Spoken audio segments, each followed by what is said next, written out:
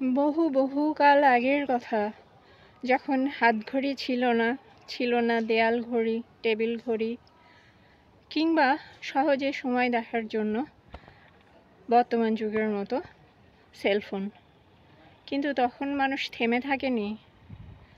তারা সহজে সময় নির্ধারণ করার জন্য তৈরি করেছিলেন সূর্য ঘড়ি। দিনের বেলা মেঘমুক্ত আকাশে সূর্যের আলো প্রতিফলনের দ্বারা তারা এই সূর্য ঘড়িতে সময় নির্ধারণ করতেন। আপনারা যারা আগে কোথাও সূর্য ঘড়ি দেখে থাকলে জানাবেন। কিন্তু আমি ছোটবেলায় বইতে পড়েছি সৌর ঘড়ির কথা, ভারতবর্ষে ছিল।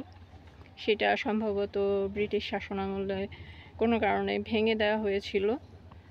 আর এই যে দেখেন, রোমান সাম্রাজ্য আমলে তৈরি এই সৌর ঘড়িটা এখনও এখানে টিকে আছে। সময়ের মূল্য দিন, জীবনে এগিয়ে চলুন। বাই।